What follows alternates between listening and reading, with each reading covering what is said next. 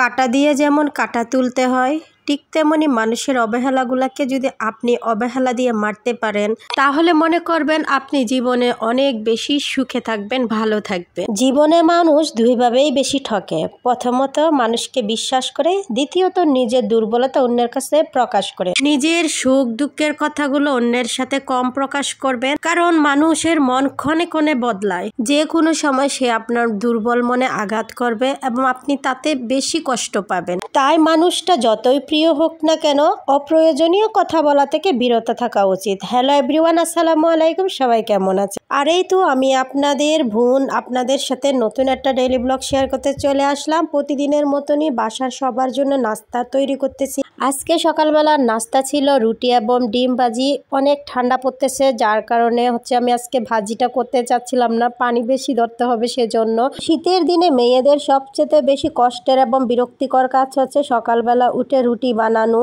কিন্তু কিছুই করার নাই, পেট পূজার জন্য তো করতেই হবে। সকালবেলা কেউ ভাত খেতে চায় না, সবাই রুটি পরোটায় অভ্যস্ত হয়ে গেছে। কিন্তু আমাদের ছোটবেলাগুলো অনেক সুন্দর ছিল, সকালবেলা উঠে ভাত খেয়ে স্কুলে চলে যেতাম। এখনকার দিনের বাচ্চারা একদমই ভাত খেতে চায় না। আমার বাচ্চাদেরকে তো ভাত এক মুঠ দিলে ঘন্টার পর ঘন্টা বসে থাকে, না হয় বমি করে দেয়। এইরকম আর কার কার বাচ্চারা করে একটু কমেন্ট করে জানাবেন। দুপুরবেলার জন্য কি রান্না করব ভাবতে ভাবতে লাউ ছিল, সেটা কেটে নিলাম। ভাবলাম ডাল দিয়ে আজকে লাউ রান্না করব আর বেগুন ভর্তা করব। তার জন্য এখানে আমি বেগুন এবং কাঁচামরিচ রসুন পোড়াই নিচ্ছিলাম। আমি এভাবে নেটের মধ্যে বেগুন পোড়াই নিই। আপনারা কিভাবে বেগুন পোড়ান একটু কমেন্ট করে জানাবেন। এভাবে করলে আমার কাছে সহজ এবং মজাদার মনে হয় বেগুন ভর্তাটা। আর অনেকে দেখি বেগুন সিদ্ধ করে ভর্তা করে, আমার মনে হয় না সেটাতে কোনো সুগন্ধ আছে, তবে পোড়া বেগুনের ভর্তা করলে অনেক সুগন্ধ হয়।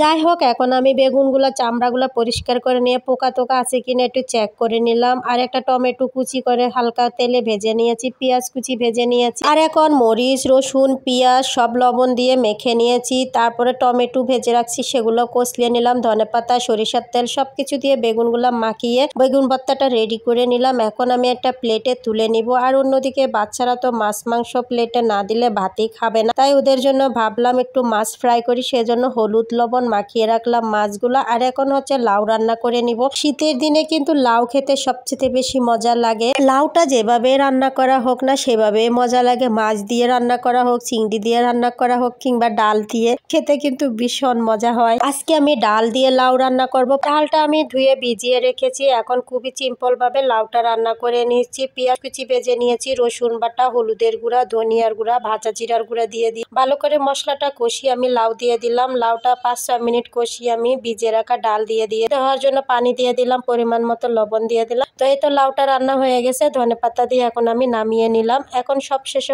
মাছগুলা ফ্রাই করে নিব। মাছগুলা তেলে ছেড়ে দিয়ে আমি রান্নাঘরটা ক্লিন করে নিলাম। শীতের দিনে রান্না শেষ হতে না হতে আজান দিয়ে দেয়, টাইম একদম তাড়াতাড়ি শেষ হয়ে যায়। যাই হোক, এই তো আমার দুপুরবেলা রান্না বান্না কমপ্লিট হয়ে গেছে। আমার রান্না বান্নাগুলো আপনাদের ভালো লাগলে অবশ্যই আমার পেজে একটা লাইক দিয়ে কমেন্ট করে যাবেন।